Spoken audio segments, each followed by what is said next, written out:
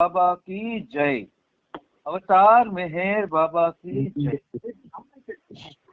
Beloved God, help us all to love you more and more and more and more and still yet more till we become worthy of union with you, and help us all to hold fast to Baba's Daman till the very end. Avatar Meher Baba ki jai. Avatar Meher బాబాకి జై. ప్రీతం మెహర్ బాబా, నీవు ప్రసాదించిన ప్రవచన సారము గ్రహించవలసిన తీరులో గ్రహించి సర్వగాహన చేసుకొని వాటిని మా జీవనములలో ఆపాదించుకొని నిజాయితీ తోడను నిర్మల ప్రేమ తోడను వాటిని ఆచరించులాగున మా అందరినీ ఆశీర్వదించు. అట్టి ఆచరణయుత జీవన శైలిలో జీవించినట్లు మా అందరినీ అనుగ్రహించు. अवतार मेहर बाबा की जय. अवतार मेहर बाबा की తండ్రి అందరికీ ప్రేమపూర్వక ధన్యవాదాలు. ఈ రోజు కూడా మెహర్ ప్రభు మనకి ఆయనతో సహజీవనాన్ని సాగించుకొని మహద్భాగ్యాన్ని కలిగించారు. అందుచేత ఆ ప్రేమమయునికి, ఆ ప్రీతములకి మనందరి తరపున, ప్రపంచ భక్త కోటి తరపున శత సహస్ర కోటి పాదాభివందనాలను సమర్పించుకుంటూ, ఇందులో భాగంగా మనం ప్రభు చరిత్ర 11వ భాగం చదువుకుంటూ విపులీకరించుతూ 5285వ పేజీలో మొదటి 3 పేరాల వరకు చెప్తున్నాం. అయితే ఆయన మనకి ఈ భాగ్యాన్ని ఇచ్చినందుకు రోజు చేస్తున్నాం. ఆయనకి శత సహస్ర కోటి పాదాభివందనాలను సమర్పిస్తున్నాం. ఆ పాదాభివందనాలు అందుతాయో లేదో నాకు తెలియదు, కానీ మనం చేస్తున్న ఈ సహజీవన చర్యలు ఏ ఒక్కటి మనం మన యొక్క ఆచరణలో పెట్టుకున్నా ఆయన చాలా చాలా చాలా సంతోషిస్తాడు. ఆయన ఇప్పుడు ఈ వాల్యూమ్లో ఆల్మోస్ట్ ఆల్ పుస్తకంలో 50% చాలా ఉన్నతమైనటువంటి సందేశాలు ఇవ్వబడ్డాయి. అయితే ఈయనబాబుకి నేను ఏం చెప్తానంటే, ఏదైతే ఈయనబాబుకి తెలుసుకోవాలని ఉంటుందో, ఏదైతే వాళ్ళకు కూడా, అంటే మీ అందరికి కూడా వివరాలు కావలసి ఉంటుందో, అలాగే శ్రీనుబాబే కొంచెం చక్కగా తీసుకొని దాని మీద ఆయన నాకు కొంచెం చెప్పమని చెప్తే చెప్పడానికి ప్రయత్నం చేస్తాను. అది ఆయన అనుగ్రహం. అందుచేత మనం ఏం చేద్దాం, ఇప్పుడు శ్రీనుబాబు చదువుతూ ఏదైతే తను ఫీల్ అవుతాడో దాని వివరాలు వినాలి అని, అటువంటి వాటినే మీకు నాకు కూడా వివరంగా తెలుసుకోవడానికి అవకాశం ఇవ్వమని చెప్తాడాయన. నాన్న శ్రీనుబాబు విరామం తర్వాత బాబా తిరిగి చెప్పడం కొనసాగించారు. అక్కడి నుంచి స్టార్ట్ చేసినాను. అవతార్ మెహర్ బాబా కి జై. నిన్నటి రోజున పచ్చి దగాకోరు అయి ఉండి కూడా ఒక సాధు పొంగవలా నటించాడంటే అటువంటి దుష్టుణ్ణి భగవంతుడు కూడా ఎన్నడూ క్షమించడు అని చదువుకొని అక్కడ ఆపుకున్నాం. తర్వాత విరామం తరువాత బాబా తిరిగి చెప్పడం కొనసాగించారు. గాడ్ స్పీక్స్ చాలా విలక్షణమైన గ్రంథం. ఇంతకు ముందెప్పుడు నేను అటువంటి విషయాలను వెల్లడించలేదు. మీరు మీ మనసుతో మీ ఉనికిని గురించి ఎందుకు, ఎక్కడికి అనే విషయాన్ని అవగాహన చేసుకుంటారు. గాడ్ స్పీక్స్ చదివే మీరే దేవుడు అన్నట్లుగా నటించకండి. బ్రహ్మానుభవం పొందే వరకు ఇదంతా ఒట్టిదే, అంతా హొళక్కే అని అంటున్నారు బాబా. నన్ను ప్రేమిస్తున్నట్లు చెప్పండి, లేకపోతే లేదని వెరవకుండా చెప్పండి. బాబా అవతారుడని, భగవంతుడని మీకు అనిపిస్తే అలాగే చెప్పండి. లేదు, మీలో అట్టి అనుభూతి లేనప్పుడు బాబా అవతారుడు కాడు అని ప్రపంచానికి చెప్పండి. నేను సంతోషిస్తాను. రెండూ నేనే, అంతేగాని కపటంగా ప్రవర్తించకండి.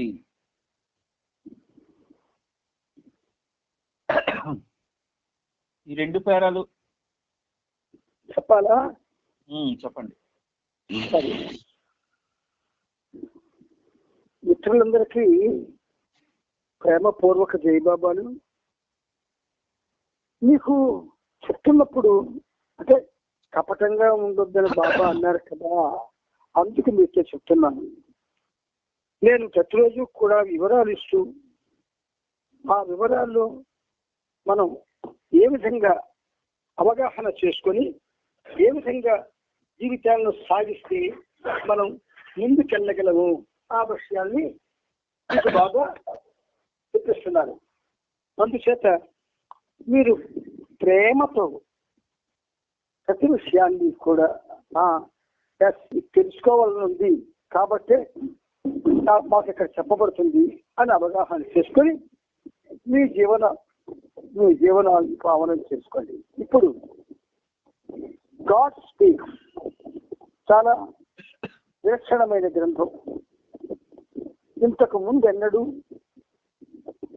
మేము అటువంటి విషయాలను వెల్లడించలేదు. మీరు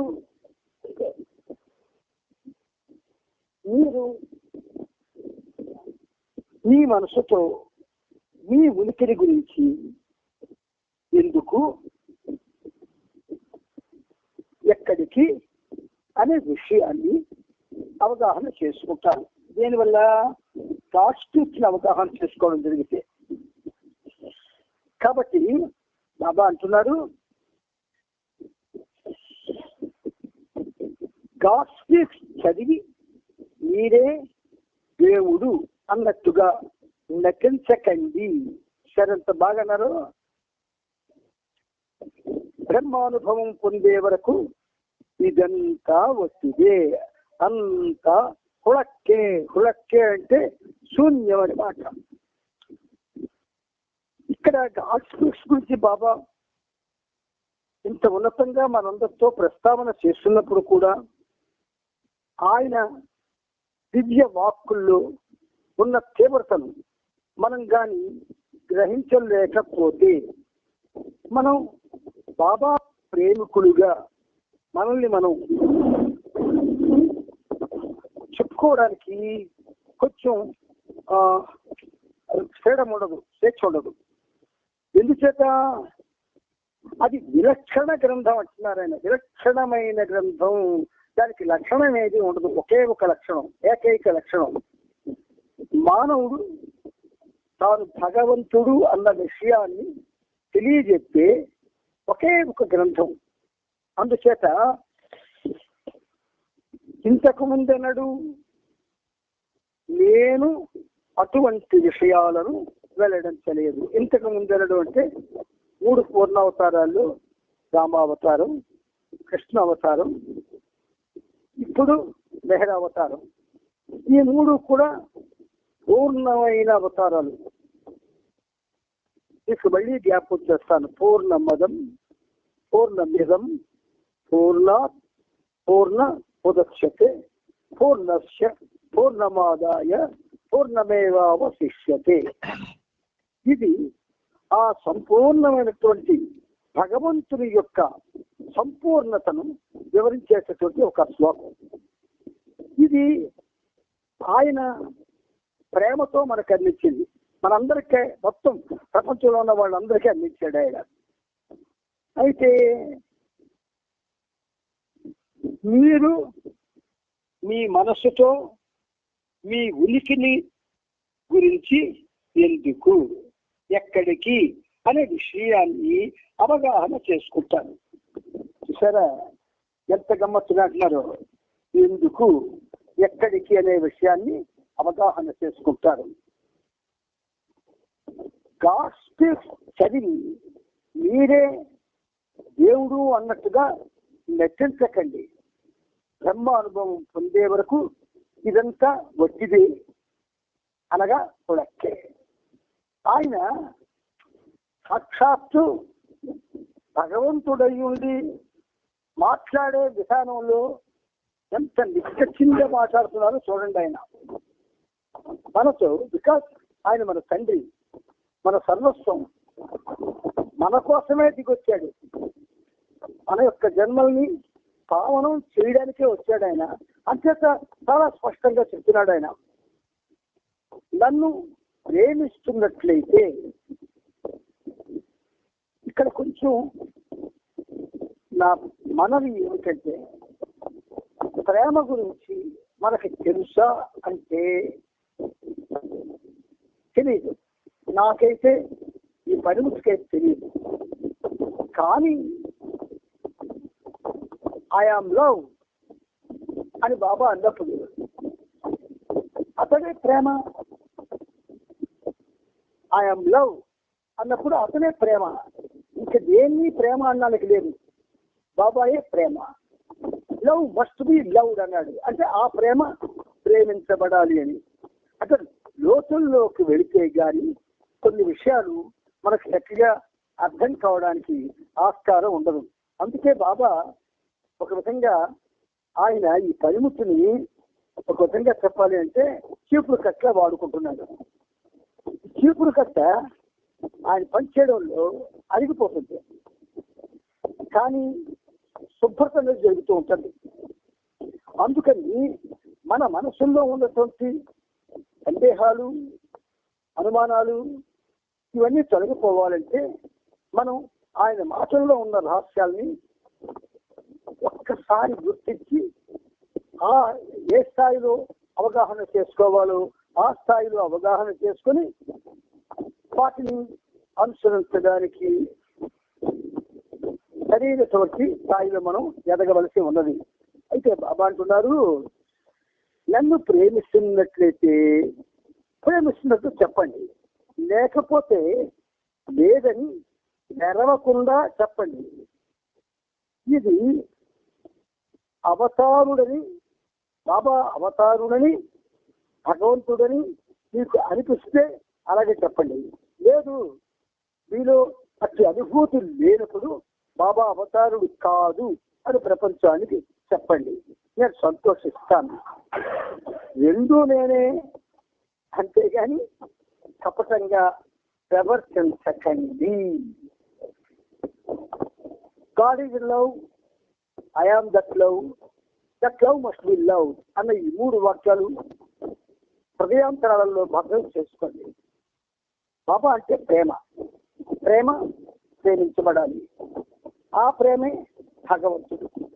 అందువలన బాబా ఏమంటున్నారు, అవతారుడు, నేను అవతారుణ్ణి అని మీకు అనిపిస్తే అలా చెప్పండి. ఆ భావనని మీరు వదులుతూ ఉంటే చెప్పండి. లేదు, ఆ అనుభూతి లేనప్పుడు నేను అవతారుని కాను అని చెప్పంటున్నారు ఆయన. మనం ఎవరితో చెప్పొస్తే అందరం కూడా బాబా భగవంతుడండి, ఆయన భగవంతుడండి, మానవ రూపంలో ఉన్న భగవంతుడని చెప్పడానికి ఒక్క క్షణం కూడా ఆలోచిస్తాం. అలాగా చెప్పే ముందు నాకు అర్థమైందా ఆయన మానవ రూపంలో ఉన్న భగవంతుడు అన్న విషయం అని నన్ను నేను ప్రశ్నించుకొని అప్పుడు ఎదుటి వాళ్ళకి చెప్పాలి. అయితే ఈ ప్రక్రియ మనం అలవాటు చేసుకుంటేనే అలవాటు అవుతుంది. మనం అలవాటు చేసుకోకపోతే ఏదో సరే ఒక బ్రహ్మాండమైన సభ పెట్టి బ్రహ్మాండమైన స్పీకర్లు పెట్టి మాట్లాడిస్తారు. వాళ్ళు మాట్లాడుతుంటారు, బెంగాల్కి వచ్చిన వాళ్ళ ధోరణి వాళ్ళదే. అలా కాకూడదు. అందుకని మీలో అట్టి అనుభూతి లేనప్పుడు, అట్టి అనుభూతి అంటున్నాడు ఆయన. ఒక పసిపిల్లలను చూస్తే ఇది పసిపిల్లడు మనకు చక్కగా అర్థమవుతుంది. అది మనకి ఇది వరకు చిన్నపిల్లల అనుభూతి పొందినటువంటి అనుభూతి కూడా గుర్తుకొస్తుంది.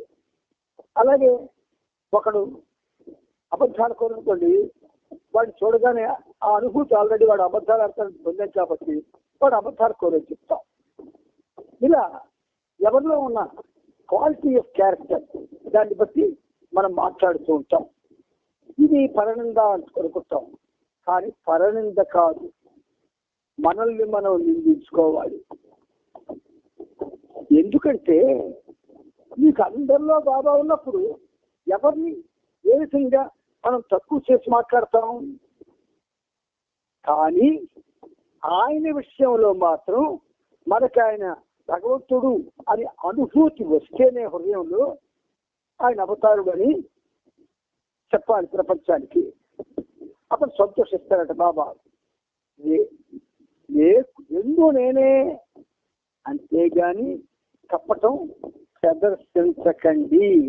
ఇంతవరకు మనం పెట్టినటువంటి ఎన్నో లక్షల కార్యక్రమాల్లో ఎవరూ లేచి మీరు ఆయన భగవంతుడిగా అవుతాడు అంటున్నారు, ప్రూవ్ చేయండి అని అడగలేదు. ఎవరికి అడిగితే ఏ స్పీకర్ ప్రూవ్ చేయలేడు. ఇంచేత అలా ప్రూవ్ చేయడం అంటే సామాన్యమైన విషయం కాదు కదా. చెప్పవలసిన ప్రూవ్ చేయమంటే, నిరూపించమంటే మనమే నిరూపిస్తాం. చిన్న హాస్యాస్పదమైన విషయం ఏమిటంటే అసలు మనం ఉన్నామా లేము, ఏది మనకేం తెలుస్తుంది, ఏ అనుభూతి వస్తుంది, ఏది మనకి ఎక్కడ అనుభూతి దొరుకుతుంది. మనలో ఉన్న ఏ బిందు ఆత్మ అయితే బిందు ఆత్మగా పరిగణింపబడి అది చలామణి అవుతుందో ఆ బిందు ఆత్మకి అక్షరేమీ తెలియదు. ఇచ్చేత సర్వాత్మ యొక్క అనుగ్రహం ఉంటే తప్ప బిందు ఆత్మలో చలనం రాదు. ఇక లోతుల్లో చెప్పుకోవడం చాలా అవసరం. ఎందుకంటే మనకు వయసులు అయిపోతున్నాయి, అందరం పెద్దవాళ్ళం అయిపోయాము. ఇంకా తెలుసుకోలేకపోతే చాలా కష్టం. నాన్న ముందుకెళ్ళు. బాబా మరుసటి రోజు కోసం కార్యక్రమాన్ని నిర్ధారించారు. గుజరాతీ సహవాస్ బృందం వారికి వివరించిన విషయాన్ని రంజు, అబ్దుల్లా నోట్స్ తయారు చేయగా వాటిని ఈ సహవాసులోనూ మిగిలి ఉన్న మరో 2 సహవాసుల్లోనూ చదివి వినిపించడం జరుగుతుందని బాబా తెలియజేశారు. బయట ప్రపంచానికి నా ప్రేమ సందేశాన్ని అందించే కార్యక్రమం పట్ల నేను సంతృప్తిగా లేను. ఈ పని నా ఇచ్ఛకు అనుగుణంగా నిర్వహించాలి. ఈ విషయాన్ని గుజరాతీ బృందానికి నొక్కి చెప్పాను. మిగతా బృందాల వారికి కూడా అలాగే చెబుతాను. కార్యకర్తల మధ్య అభిప్రాయ భేదాలు తలెత్తడం నాకు ఏమాత్రం నచ్చదు. ఈ సమస్యను శాశ్వతంగా పరిష్కరించాలనేదే నా కోరిక. ఆంధ్ర ప్రాంతంలో తమకు బాబా కనబడిన విషయాన్ని సహవాసీయులు కొంతమంది బాబాతో చెప్పారు. అలాగే కొన్ని అద్భుత సంఘటనల గురించి కూడా చెప్పడం బాబా ఇలా వివరించారు. అద్భుత సంఘటనల గురించి కూడా చెప్పడంతో బాబా ఇలా వివరించారు. ఈ రోజు వరకు నేను ఒక్క అద్భుతాన్ని కూడా చేయలేదు. నా నుండి వచ్చిన ఈ సృష్టిని చూస్తున్నారు కదా, ఎంతకంటే మించిన అద్భుతం జరగాలని ఎదురు చూడాలా? నన్ను ఈ భౌతిక రూపంలో వేరొక చోట చూడడం, చనిపోయిన వారు తిరిగి సజీవులవడం, ఇదంతా మీ నుండి నేను వినే వార్తలే సుమా. నాకైతే అవేమీ తెలియవు. నిజమైన అద్భుతం గురించి బాబా ఒక ఉదాహరణ ద్వారా ఇలా చెప్పారు. గడిచిన 2 నెలల్లో 2 సంఘటనలు జరిగాయి. చనిపోయిన బిడ్డ తిరిగి బ్రతికిందని ఉత్తరప్రదేశ్ నుండి ఒక ప్రక్క తెలియజేయడం జరిగింది. దిగంబర సాధు సంప్రదాయానికి చెందిన సాధు రామ్దాస్ తన గురువు ద్వారా నా గురించి విని జూలై నెలలో నేను సతారాలో ఉన్నప్పుడు నన్ను దర్శించడానికి వచ్చాడు. జాలి అమర్చిన కిటికీ గుండా నన్ను చూసేందుకు నేను అతన్ని అనుమతించాను. ఆ సమయంలో సాధు రామదాస్ సింహస్థ మేళా కోసం నాసిక్ వెళ్ళవలసింది. కానీ ఆ తర్వాత కేశవ్ నారాయణ నిగం నాకు పంపిన సమాచారం ప్రకారం అతడు నాసిక్ వెళ్ళనే లేదు. దానికి కారణం అతడు నన్ను ఆ రోజు కిటికీ గుండా చూసినప్పుడు నన్ను అతడు 3 రూపాల్లో, రాముడు, కృష్ణుడు, శంకరుడు రూపాల్లో చూశాడని తెలిసింది. అలా ఆ రూపాల్లో నన్ను అతడు చూసి ఉండొచ్చు, కానీ అది నేను చేసే అద్భుతం కాదు. అలాగే అలా అతడు చూడడానికి ఆధ్యాత్మికతకి ఎలాంటి సంబంధము లేదు. రామదాస్ అప్పటి నుండి నా ప్రేమను వ్యాప్తి చేయాలనుకుంటున్నాడు. మొదటగా 40 రోజులు ఉపవాస దీక్ష చేశాడు. తరువాత అతడు ఉత్తరప్రదేశ్లోని ఒక గ్రామానికి వెళ్ళినట్టు కేశవ్ నిగం రాశాడు. ఆ ఊరిలో దేవుని గురించి చెప్పడం పూర్తిగా అసాధ్యమైన విషయం. సాధారణంగా బాధలు మనిషి భగవంతుణ్ణి గుర్తు చేసుకునేలా చేస్తాయి. కానీ నా ప్రకారం వ్యక్తి సంతోషంగా ఉన్నప్పుడే భగవంతుణ్ణి గుర్తుపెట్టుకుంటాడు. రామదాస్ ఆ ఊరి పెద్దలు కలిసి దైవ సంకీర్తన చేసుకునేందుకు అనుమతి తీసుకున్నాడు. చాలా కొద్ది మంది గ్రామస్తులు మాత్రమే సంకీర్తనకు హాజరయ్యారు. సంకీర్తన జరుగుతుండగా ఊరిలో ఒక చిన్న ఆడబిడ్డ చనిపోయింది. పిల్ల బంధువులు తమ పరిస్థితికి విలపిస్తూ ఉండగా రామదాసు సంకీర్తనను ఆపవలసి వచ్చింది. మెహర్ బాబా ప్రేమల గురించి, ఆయన జీవిత విశేషాల గురించి వినమని అక్కడ ఉన్న వారిని రామదాస్ అభ్యర్థించాడు. మెహర్ బాబా నామాన్ని జోడించి ఉన్న మొట్టమొదటి సంకీర్తన అక్కడ జరగడం పట్ల ఆ గ్రామంలో నన్ను పరిచయం చేస్తున్న కారణంగా రామదాస్ లోపల చాలా భయపడుతూనే ఉన్నాడు. అందువల్ల చనిపోయిన ఆ బిడ్డ తండ్రిని కలిసి ఆ బిడ్డను తన వద్దకు తీసుకురమ్మని రామదాస్ అడిగి ఆమెను తన ఒడిలో పరుండబెట్టుకొని సంకీర్తన మొదలుపెట్టాడు. కొంతసేపటికి ఆ బిడ్డ తిరిగి సజీవురాలయ్యింది. రామదాస్ ఆంతరికంగా నన్ను తలుచుకొని నా సహాయాన్ని గట్టిగా అర్థించి ఉంటాడు. బిడ్డ బ్రతికిన వార్త నలువైపులా రాకడంతో చుట్టుపక్కల గ్రామాల నుండి జనం అక్కడికి రావడం మొదలైంది. ఈ విషయం నాకు తెలియగానే ఇది నాకొక వార్తయే గాని నాకేమీ తెలియదని నేను చెప్పాను. ఈ సంఘటనతో నాకు ఎటువంటి సంబంధము లేదు. బాబా ఇలా అనగానే హాలులో ఉన్నవారంతా గొల్లును నవ్వారు. బహుశా రామదాస్ కి నా పట్ల ఉన్న ప్రేమయే ఇలా చేసి ఉండవచ్చు. ఆ గ్రామీణులు చూపిన ఆశ్చర్యం, గౌరవం నా పట్ల చూపినవి కావు. అది ఆ అద్భుతం పట్ల, అంటే మిరాకిల్ పట్ల చూపించినవి మాత్రమే. ఆ నమస్కారం బాబాకు కాదు, ఆ అద్భుతానికే. ఆధ్యాత్మిక మార్గంలో వ్యక్తి పూర్తిగా ధూళిగా మారవలసిందే. నేను చేయగలిగిన అద్భుతం ఒకే ఒకటి, అది మిమ్మల్ని నా అంతటి వాళ్ళను చేయడం ఒక్కటే.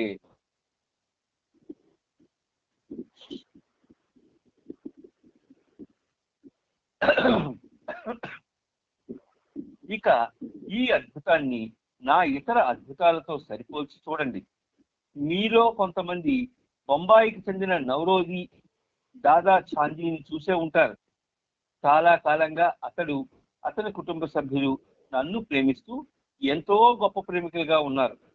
అతని భార్య తుది క్షణాల్లో నా నామాన్ని స్మరిస్తూ మరణించి నా చెంతకు వచ్చింది.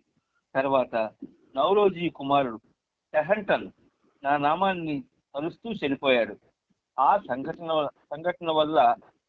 ఈ సంఘటన వల్ల కూడా నవరోజీకి నా పట్ల గల ప్రేమలో ఎటువంటి మార్పు రాలేదు.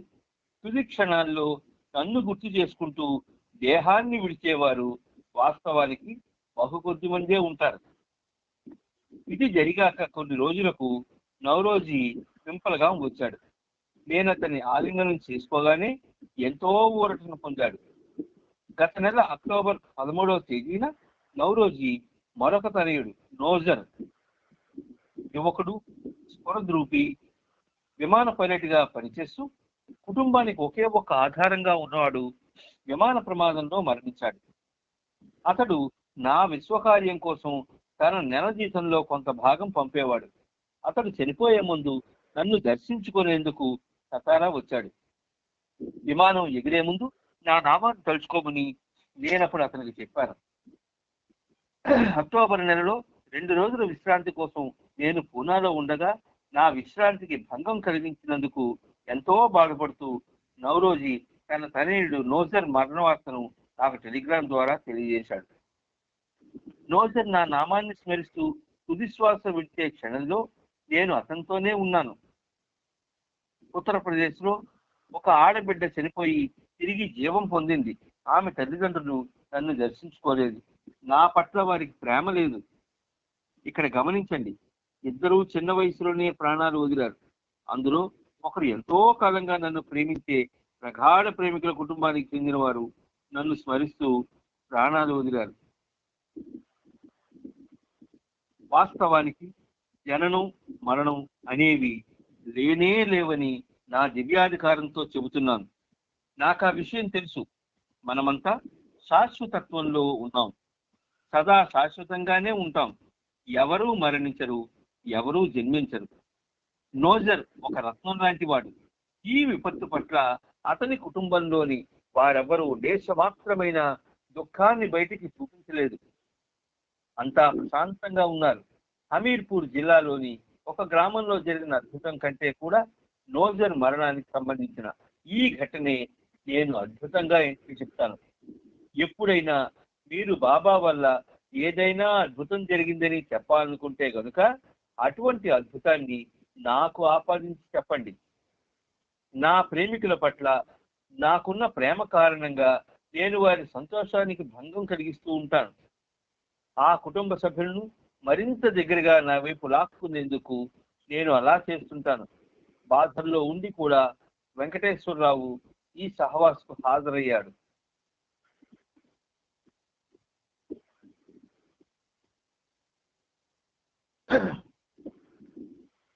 ఇందులో 5288లో ఇక ఈ అద్భుతాన్ని అన్న దగ్గర నుంచి ఇప్పుడు ఆపినంత వరకు కొద్దిగా వివరించండి. ఎట్లా 5288లో ఇక ఈ అద్భుతాన్ని అనేటువంటి ఆ పేరా నుంచి ఇప్పుడు మనం ఆపుకున్నట్టు వరకు ఒకసారి చెప్పండి కొద్దిగా. అంటే నానా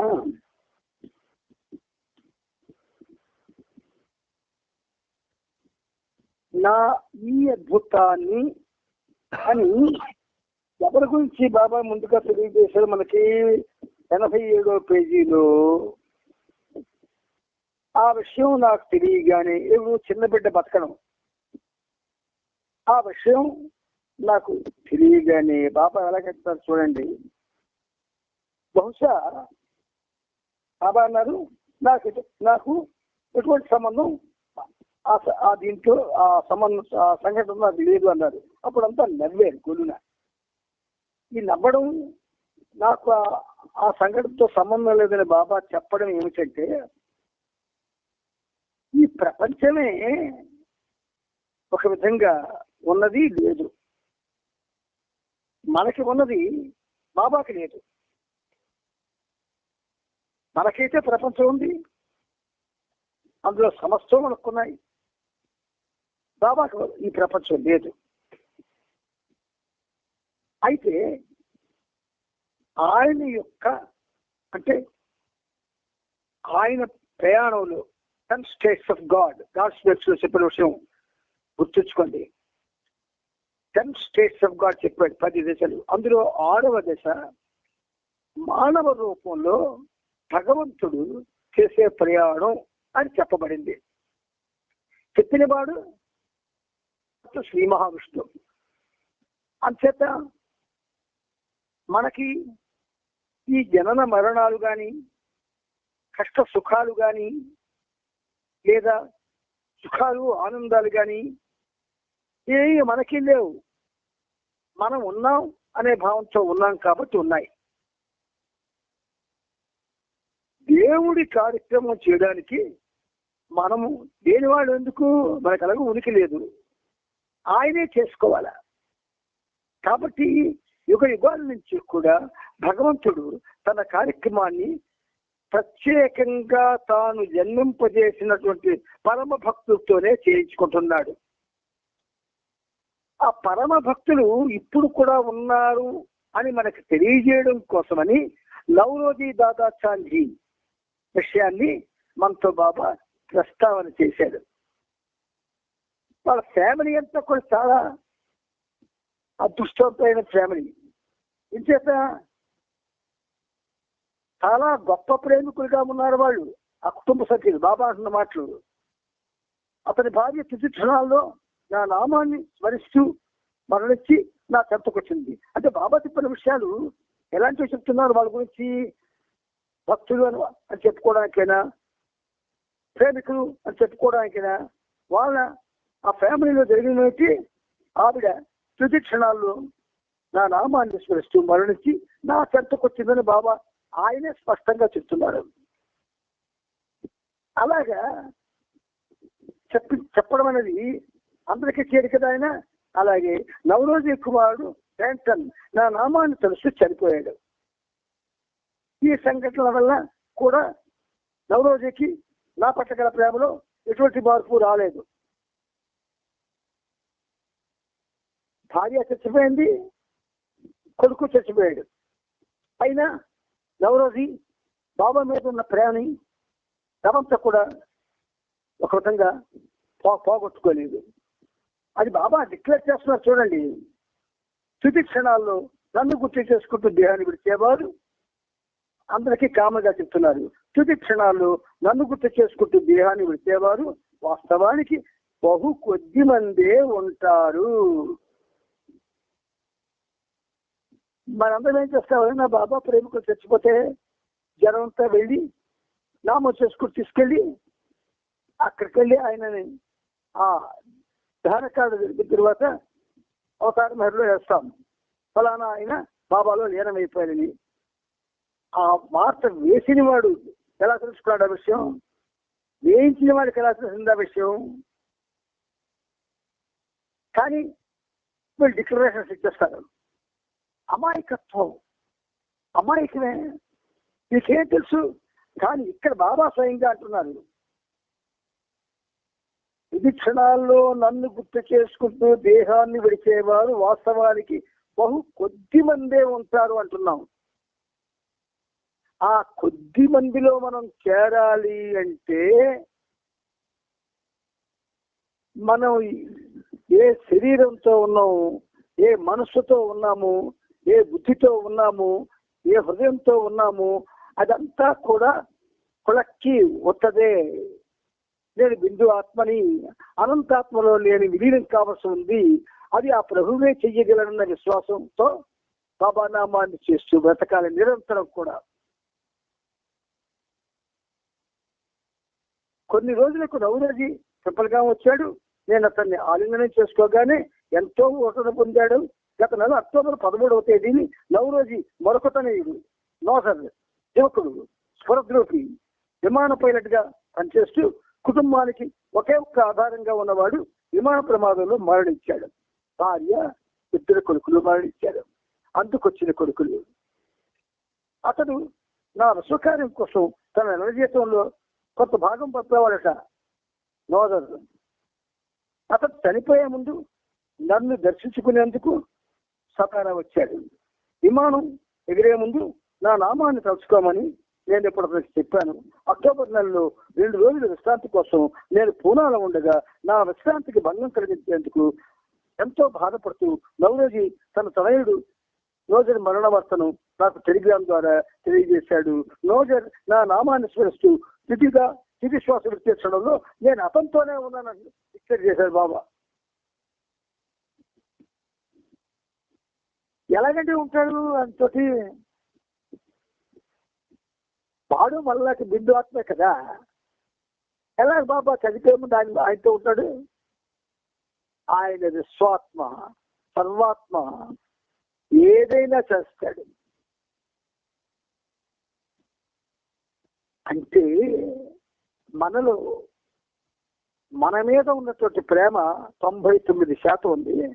బాబా మీద ప్రేమ 1% ఉంది. నమ్మండి, ఒకే 1%. ఆ 1% కూడా ఏమిటి? కార్యక్రమాల్లో వెళ్ళాలి, కార్యక్రమాల్లో పార్టిసిపేట్ చేయాలి, పాటలు పాడాలి, అన్ని రకాల పనులు చేయాలి. దీనివల్ల మేము బాబా యొక్క నామాన్ని విసరింపజేసేయాలి, బాబాని నలుదిశలా కూడా చాటి చెప్పాలి అన్న ఒక కోరిక. మనమా విశ్వేశ్వరుడి గురించి మనమా విశదీకరించగలవా? చదివినవి చెప్పడం తప్ప. కాబట్టి ఇక్కడ బాబా మాటల్లో ఎంత గూఢార్థాలతో మాట్లాడుతున్నాడు చూడండి. ఆయన మతంతోనే ఉన్నాను. ఉత్తరప్రదేశ్ లో ఒక ఆడబిడ్డ చనిపోయి తిరిగి జీవం పొందింది. ఆమె తల్లిదండ్రులు నన్ను దర్శించుకోలేదు, నా పట్ల వారికి ప్రేమ లేదు. ఇక్కడ గమనించండి, నన్ను దర్శించుకోలేదు, నా పట్ల వారికి ప్రేమ లేదు. ఇద్దరు చిన్న వయసులోనే ప్రాణాలు వదిలారు. అందులో ఒకరు ఎంతో కాలంగా నన్ను ప్రేమించే ప్రగాఢ ప్రేమికుల కుటుంబానికి చెందినవారు. నన్ను స్పర్శించి ప్రాణాలు వదిలారు. ప్రేమలో 2 రకాలు ఉంటాయి. కేవలం ప్రేమించిన ఆ ప్రీతముడితోనే జీవిస్తాడు ప్రేమికుడు, మరి వాడికి కేవక్కర్లేదు. మన యొక్క ప్రముఖ వాగ్గేయకారుల చరిత్రలో ఒకసారి తిరగేస్తే అందరూ కూడా ఇలాగే జీవించారు.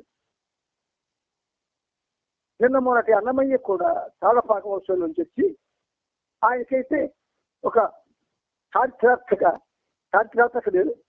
నిరూపణ ఏమిటి? ఆయన విష్ణుమూర్తి యొక్క నందకంలో ఆ నందకమే అన్నమయ్యగా వచ్చినట్టుగా చెప్తారు. మరి ఆయనే చెప్పాడు సార్ ఆ పురాణంలో, నా నందకం అన్నమయ్య అని. అంచేత ఆయన చూడండి, తాళ్ళపాక వారి చరిత్రగా వెళ్తే ఆ ఇంటికి వెళ్ళాను ఒకసారి నేను తాళ్ళపాక. అక్కడికి వెళ్ళినప్పుడు ఆ ఇంటి మెట్లు ఎక్కగానే కతుక్కుమన్నది హృదయం. అంటే భగవంతుడితో జీవించడంలో 1% మనం సక్సెస్ అయితే 1% మనం మనంగా జీవించలేము. చాలా గమ్మత్తుగా కొన్ని విషయాలు చెప్పబడతాయి. అందరితో పాటు ఆ తిరుమలేశ్వరం దర్శనానికి అన్నమయ్య వెళితే చెప్పులు వేసుకెళ్ళాడు కొండ మీదకి. ఆయన యొక్క ఎంగిలి ప్రసాదాన్ని సాక్షాత్తు లక్ష్మీదేవి ఆయనకప్పుడు ఇవ్వడానికి తెచ్చి ఆ ప్రసాదం ఆయనకి అందజేస్తే ఆమె ముఖంలో ఉన్నటువంటి దివ్యకళ చూసి ఆశ్చర్యం చెంది ఆమె పాదాలపై వాలి ఆ ప్రసాదాన్ని కూర్చులాగా నోట్లో వేయగానే మహోన్నతమైన వర్ణించలేనటువంటి అనుభూతిని పొందాడు ఆయన. అప్పుడు ఒక ప్రశ్న వేస్తాడు అన్నమయ్య, అమ్మా ఇంత దయ చూపించాను, నా ప్రభు ఏకమ్మా నా మీద దయ చూపించుకుంటున్నాడు, అంతమంది నాతో వచ్చిన వాళ్ళంతా ముందు వెళ్ళిపోయారు, నేను మాత్రం ఎక్కడే ఉండిపోయానమ్మా అంటే ఆవిడ చిరునవ్వురండి. అదిగో ఆ పాదాలకి చెప్పులు వేసుకుని వచ్చే చూడు, ఇంత పవిత్ర స్థలానికి నువ్వు చెప్పులు వేసుకొచ్చావు, అదే నీకు అడిగింది అని చెప్పింది. అంటే పురాణం కాదన్నారే మనకి అధికారం లేదు. అందుచేత వెంటనే చెప్పులు చూస్తాడు.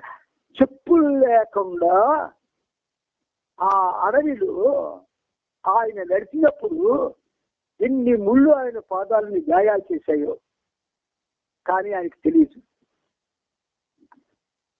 ఆ వెంకటేశ్వరుని నామస్మరణ చేసుకుంటూ వెళ్ళిపోయాడంతే. అంటే ఇది కథ కాదు, జరిగింది, తాళ్ళపాక వంశంలో జరిగింది. అందుకని మనం అలా భగవంతుడి గురించి పరవశించిపోయి పరమానుభూతిని పొంది భయమర్చిపోయి మనల్ని మనం మర్చిపోయి దేవుడి కోసం జీవించడం లేదు ఎవరు కూడా. కనుకనే మనకి నిజమైన అనుభూతి కానీ నిజమైన ప్రేమ కానీ మనకు తెలియడం లేదు. కానీ ఒక్కొక్కసారి ఆయన చిన్న గమ్మత్తు చేస్తాడు. ఏమిటా గమ్మత్తు? మనం ఇంట్లో కూర్చుంటాం, ఏదో బాబా పాటో లేకపోతే చరిత్ర ఇంకోటో చదువుతూ ఉంటాము. సడన్ గా ఆ సమయంలో ఒక్కసారి తనువు పులకిస్తుంటది. తనువు పులకించడం అంటే మీరు నేను చెప్పక్కర్లేదు, తనువు పులకిస్తుంది. ఆ పులకింత ఎక్కడిది? ఈ శరీరం పులకింతల శరీరం ఏంటి కాదు కదా, గిలిగింతల శరీరం మంది. మరి పులకింత ఎక్కడి నుంచి వచ్చింది? పరవశం నుంచి వస్తుంది. పరవశం అంటే ఇంకొకరి వశంలోకి వెళ్ళిపోతే, అంటే దేవుని వశంలో దాని ఒక్క క్షణం వెళ్ళినా నీకు గిలిగెత్తపోయి పులకెత్త వస్తుంది. అందుకని పురాణాల్లో ప్రతి అంశం కూడా చాలా చాలా బృహత్తరమైనటువంటి అర్థాలతో చెప్పబడుతుందన్నమాట. వాస్తవానికి జననం మరణం అనేవి లేనే లేవని నా దివ్యాధికారంతో చెబుతున్నాను. జన్మం లేదు, పాట రాయించారు మీకు ఆ కుదరదు. జననము మాయే మరణము మాయే అదొక గీతం రాయించాడు బాబా. ఈ బాబా మాటలే ఆ గీతానికి ఆధారం. వాస్తవానికి జన్మం అనేది లేదు, మరణం అనేది లేదు. నా దివ్యాధికారంతో చెబుతున్నాను. నాకు ఆ విషయం తెలుసు. మనమంతా శాశ్వతత్వంలో అంటే ఎటర్నిటీలు ఉన్నాం, సదా శాశ్వతత్వంలో ఉంటాం, శాశ్వతత్వంలో ఉంటాము అంటున్నారు. What the meaning of eternity? శాశ్వతత్వం అంటే ఏమిటి? శాశ్వతంగా ఏది ఉండదు, కానీ శాశ్వత అనుభూతి అనుభవం, శాశ్వతానుభూతి అంటారు దాన్ని. అది ఇప్పటిది కాదు. భగవంతుడు ఎప్పుడైతే అవతారాలు దాల్చి భూమి మీదకి వస్తూ ఉన్నాడో, ఆయన వచ్చినప్పుడల్లా కూడా ఏ పృథివిని అయితే ఉద్ధరిస్తూ ఉన్నాడో ఆ పృథివి శాశ్వతమైంది కాకపోయినా ఆయన పాదం మోపడం వల్ల తాత్కాలికంగా శాశ్వతత్వం దానికి అంకురిస్తుంది. ప్రకృతిలో ఉన్నటువంటి సమస్త వర్ణులు కూడా అటువంటివి. అందుకని మనకి ఆ శాశ్వతత్వం అనేది సదా శాశ్వతంగానే ఉంటాం అని బాబా అంటున్నారు. ఎవరు మరణించరు, ఎవరు జన్మించరు. మరి ఎందుకండి? మరి ఆ భావంతో ఆ అనుభూతులతో మనం చస్తున్నప్పుడు ఏడుపు, పురుషున్నప్పుడు ఏమీ తెలియని పరిస్థితి, మధ్యలోనేమో అన్ని మాయలో భ్రమలో జీవించే పరిస్థితి, ఇవన్నీ ఎవరు మనకు అంటగడుతున్నారు? అందుకని ఇక్కడ బాబా మనకి ఒక గ్రామంలో జరిగిన అద్భుతం కంటే కూడా నోసర్ మరణానికి సంబంధించిన ఈ ఘటన నేను అద్భుతంగా ఎంచి చెబుతాను. ఎప్పుడైనా మీరు బాబా వల్ల ఏదైనా అద్భుతం జరిగిందని చెప్పాలనుకుంటే కనుక ఇటువంటి అద్భుతాన్ని నాకు ఆపాదించి చెప్పండి. ఇలాంటి అద్భుతాలు చెప్పాలి. ఇలాంటి నోజరు యొక్క ఆ మహా అదృష్టవంతుని యొక్క ఆయన సంఘటనని చెప్పమంటున్నారు బాబా. అటువంటి సంఘటనలు చీప్ గా ఆయన సర్వోన్నతుడు, సర్వేశ్వరుడు, అటువంటి వారికి చీప్ సీక్రెట్స్ ని అంతకట్టి మనం ఆయన గురించి చెప్పకూడదు. అందుచేత చెప్పాలనుకుంటే గనుక ఇటువంటి అద్భుతాన్ని నాకు ఆపాదించి చెప్పండి. నా ప్రేమికుల పట్ల నాకున్న ప్రేమ కారణంగా నేను వారి సంతోషానికి భంగం కలిగిస్తుంటాను. చూడండి, వారి సంతోషానికి భంగం కలిగిస్తారట. అందుకే సహవాసులు మనం ఆయన్ని మర్చిపోయి నవ్వుకున్నాడు, బయటికి వెళ్ళి హాయిగా తిరిగి వస్తున్నాడు, అక్కడ ఆ స్టేజ్ మీద పాపం గుంతు ఆర్చుకున్నట్టు ఎవడైనా ఉపన్యాసం చెప్తుంటే మనం పట్టించుకోకుండా ఉంటాం. గొంతు చెచ్చుకుని ఒక ఆమె పాడుతుంటే మనం వినం విన్నట్టుగా కనిపిస్తుంటాం, కానీ మధ్య మీద వెళ్ళిపోతుంటాం. మనం సహవాసం చేస్తున్నామంటే దేనికి? సరదాగా గడపడానికా?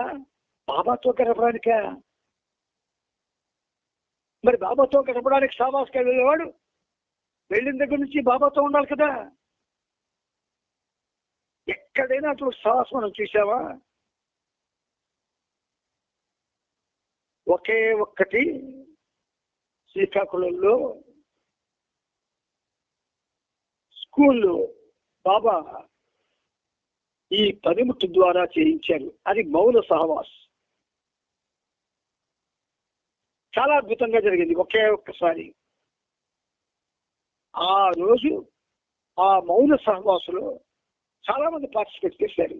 అందరూ కూడా ఎంత సైలెన్స్ మెయింటైన్ చేశారంటే అసలు మనుషులు ఉన్నారా లేరా అన్నంత నిశ్శబ్దాన్ని పాటించారు. కూర్చున్న చోటు ఒక్కరు లేవలేదు. గమ్మత్తుగా బాబా కార్యక్రమం చేయించారు. చివరి వరకు కూడా ఎవరు కదలలేదు. ఆ సహవాసం అయిన తర్వాత చాలా సంతోషించారు. ఇంతవరకు మౌన సహవాసం జరగలేదండి, ఇక్కడ జరిగింది. చాలా సంతోషించామన్నారు. అయితే ఏమిటైంది? అహంకారం తాండవించేసింది. ఎవరికి అవకాశం లేకుండా, ఎవరికి పాటకు అవకాశం ఇవ్వకుండా, ఎవరికి మాటకు అవకాశం ఇవ్వకుండా ఏమిటి మౌన సహవాసాలు చాలా గుర్తుకులు పాపం ధరించే. కానీ అది ఒక్కటే చక్కగా Sahavas in the company of God అనే పుస్తకం ఉంది, red book. Sahavas in the company of God ఎలా జరిగిందో అలాగే జరిగింది. మనం అది ఒప్పుకోం కదా. అసలు వెళ్ళడమే మనం పాడడం కోసం, మాట్లాడడం కోసం, ఏదైనా ఒక ప్రదర్శన ఇవ్వడం కోసం, లేకపోతే ఏదో సహాయం చేయడానికో ఏదో ఒక వాంఛతో వెళ్తాం మనం.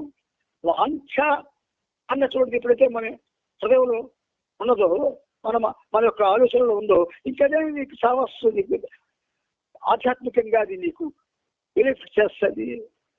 ఇది మూల సూత్రాలు అందరూ గ్రహించాలి.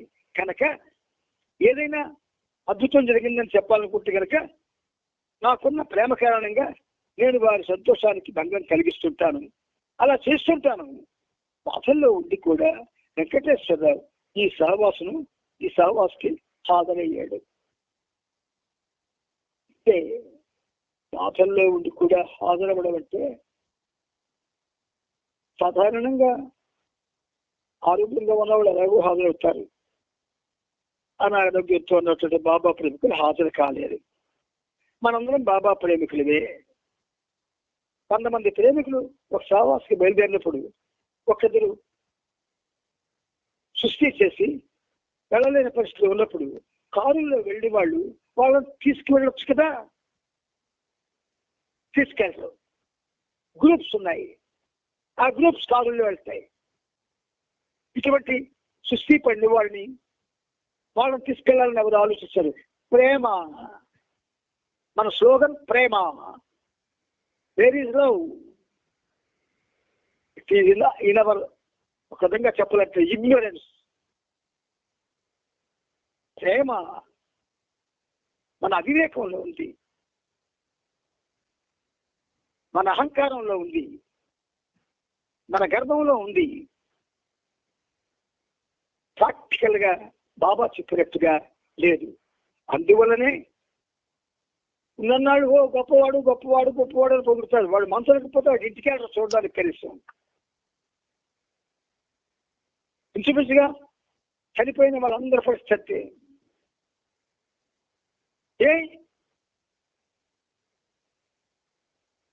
అందులో అతనిలో బాబా లేడా? మనకెందుకు? మనతో పాటు గెలిచిన వాడు మనకు కావాలా? మనతో పాటు ఆడినవాడు కావాలా? అంతకాలం ఆడినవాడు పాడినవాడే సిక్ అయిపోతే మరొకడు అక్కర్లేదు. ఎంత మంచి ప్రేమ అండి ఉంది. ఇటువంటి ప్రేమ భగవద్ మార్గంలో ఉండి చూపించగలిగిన వాళ్ళు బాబా ప్రేమికులు ఒక్కలే. మిగతా గ్రూపుల్లో అంటే ఇతర భగవదారాధన చేసే గ్రూపుల్లో 68లో బాబా దగ్గర రాకముందు చాలా గ్రూపుల్లో నేను పనిచేశాను. చివరి గ్రూప్ ఏదంటే కృష్ణభానాథ్ బాబా ఆశ్రమంలో పనిచేసే చేయించారు బాబా. ఎవరికి బాగులేకపోతే ఆవిడ కార్యక్రమాన్ని క్యాన్సిల్ చేసి వాళ్ళ ఇంటికి వెళ్ళి ఆ కార్యక్రమం వాళ్ళ ఇంట్లో పెట్టేవాళ్ళం. 24 గంటలు చేసేవాళ్ళం. ఏది ప్రేమ? అందుచేత మనలో ప్రేమ ఉందో లేదో మనమే తెలుసుకోవాలి. నాన్న ఈ పేరా తర్వాత నెక్స్ట్ పేరా నోజర్ నిజంగా రత్నమే అంద గురించి మళ్ళీ కిందకి వెళ్ళు. నోజర్ నిజంగా రత్నమే.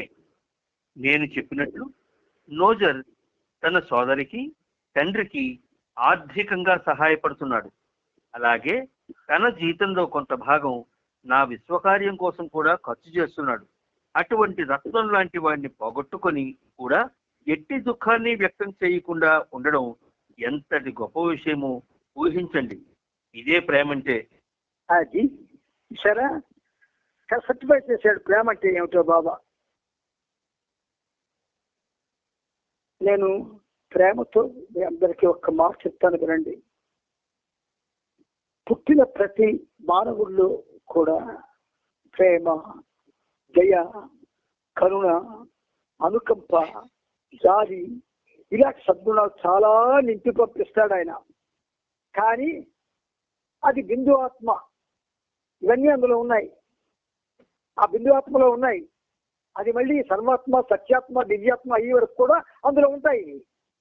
అలా అవడానికి ఈ గుణాలు భగవంతుడు తన యొక్క ప్రయాణంలో 10 స్టేట్స్ లో 6th స్టేట్ లో ఆయన ఈ బిందు ఆత్మ ద్వారా ప్రయాణం చేస్తూ ఆయన వ్యక్తం చేస్తుంటాడు ఈ గుణాలు. ఆ మనిషి కాదు. బాబా ఒక మాట ఉన్నారు, real things are given in silence and received in silence అని. సత్యమైనటువంటి విషయాలు మౌనంలోనే ఇవ్వబడతాయి, మౌనంలోనే తీసుకోబడతాయి. మౌనానికి ఎంత ప్రాధాన్యత ఇచ్చారు చూడండి బాబా. అసలు మౌన మాధుర్యం మనకు తెలుసా? ఎప్పుడైనా ఆలోచించుకున్నావా? చూడండి, సందర్భం వచ్చింది, మీతో మాట్లాడుతున్నాను, నేను చాలా ప్రేమతో మాట్లాడుతున్నాను. మౌన మాధుర్యం మనకు ఎవరికైనా తెలిసిందా? మౌనంలోనే సర్వం ఉంది.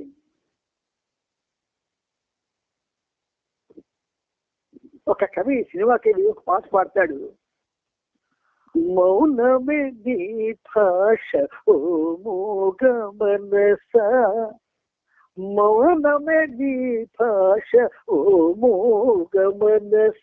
ఎంత బాగా అన్నాడు, హృదయం కదిలిపోయినట్టు అన్నాడు. అసలు కవితలు మనకి బాబా ఎందుకు చెప్పారో తెలుసునా మీకు?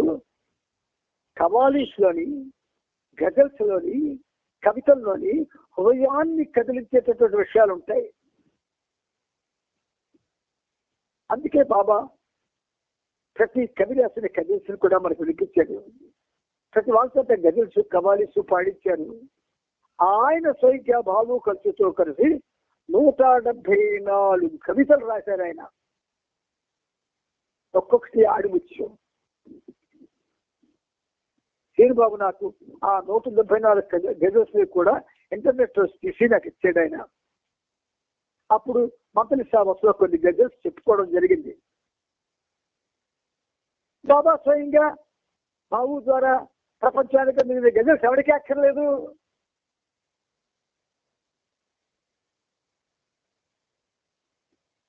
అంటే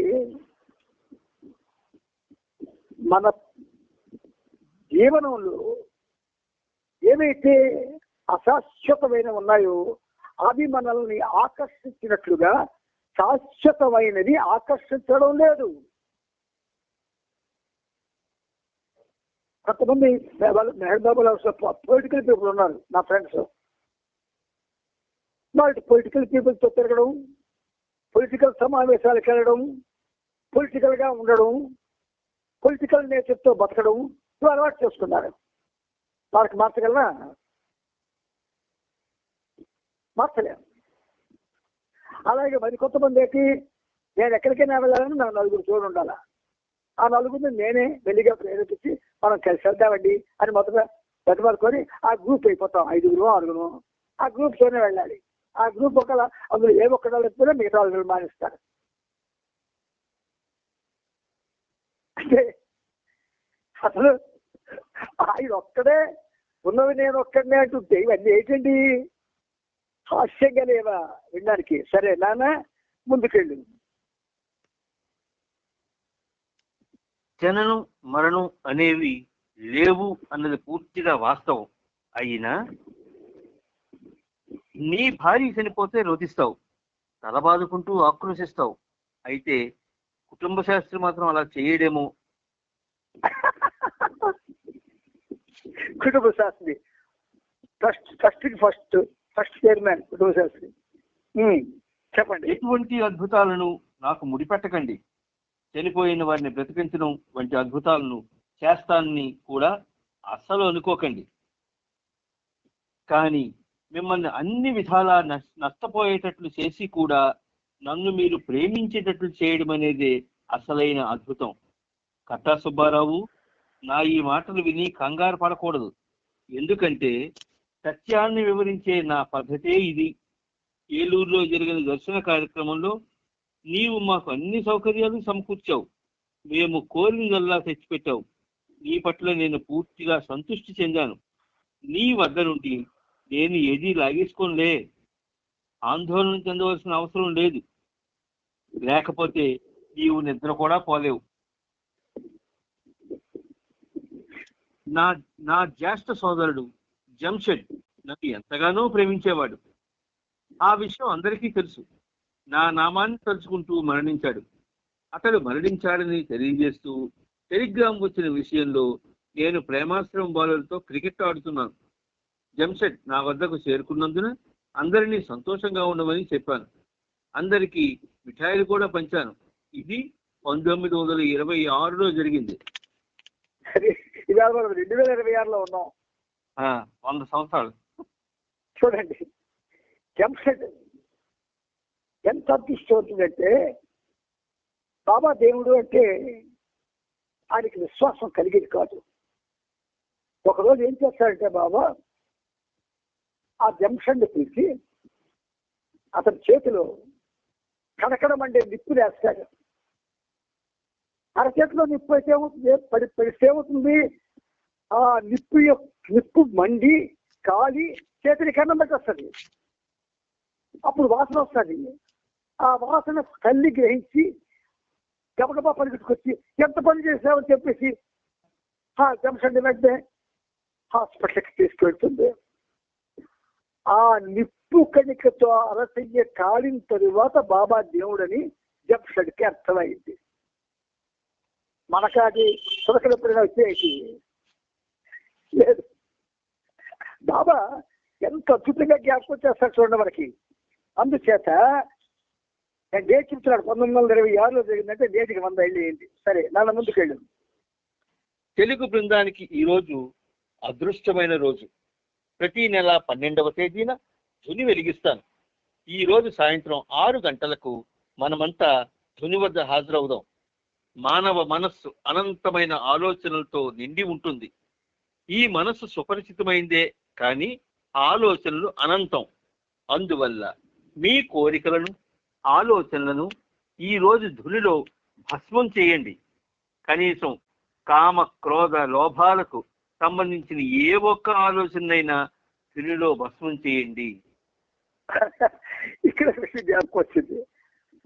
నా జీవితంలో ఎప్పుడు అటువంటి వాటికి ముందు ఉన్నాను. నేను అటువంటి వాటిలో పార్టిసిపేట్ చేస్తాను కూడా బాబా నాకు అవకాశం ఇస్తాడని కూడా అనుకోలేదు. కానీ ఒకరోజు సడన్ గా ఆ బాబా ముందు ఆ మీదని ఒక పాట పాడడం జరిగింది. అది విని జాళ్ళు ఇలాగ నీళ్ళు అయితే కళ్ళ నీళ్లు పెట్టుకున్నాడు.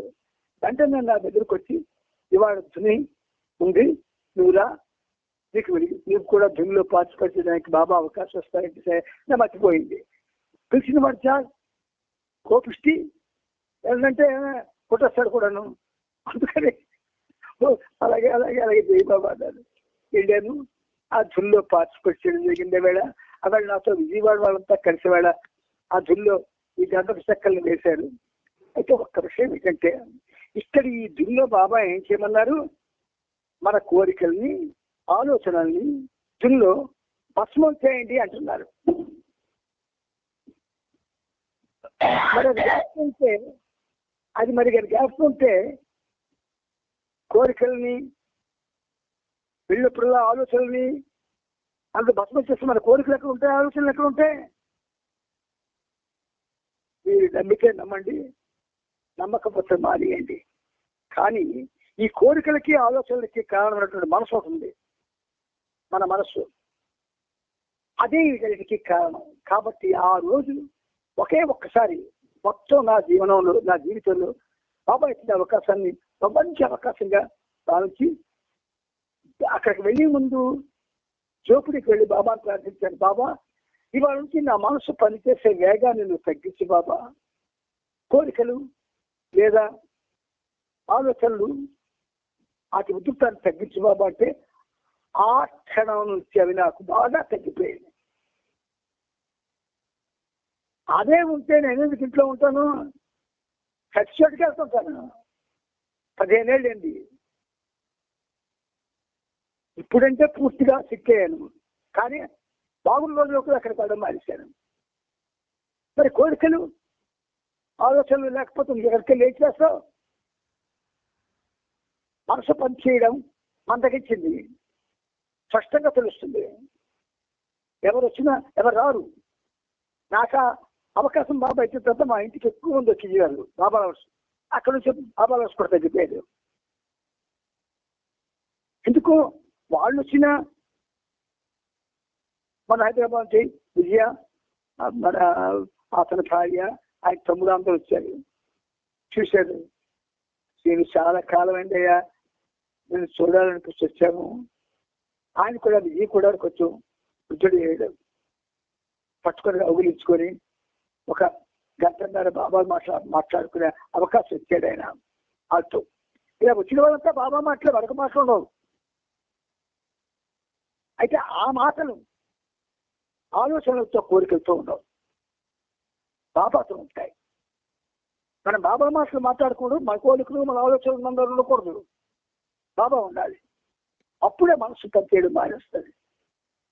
మనసు పని మందగించాలి అంటే నిరంతరం నీ నోట్లో బాబా నామస్వరం జరుగుతూ ఉండాలి, లేకపోతే నీ మనసు మందగించదు. ఆలోచనలు పుట్టది, కోరికల పుట్టది, సంస్కారాల పుట్టది. అంచేత నీ మనసు నీకు స్లో అయిపోవాలంటే బాబా నామం ఒక్కటే మార్గం. చదువునా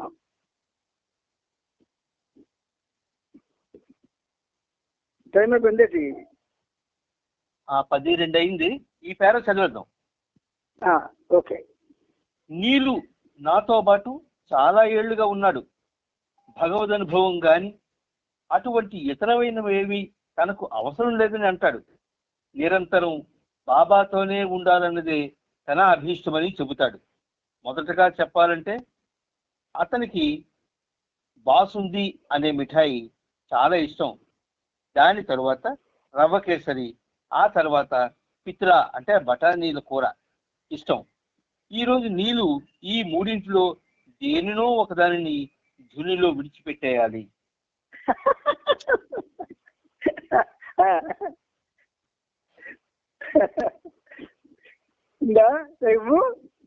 అయిపోయింది. ఇక్కడికి ఈ పేరాతో ఆపేద్దాం. ఓకేనన్నా, సరే. అందరికీ కూడా ప్రేమపూర్వకమైన జై బాబాలు. మీతో మాట్లాడింది నేను కాదు, బాబాయే. అవతార్ మెహర్ బాబా కి జై. జై బాబా.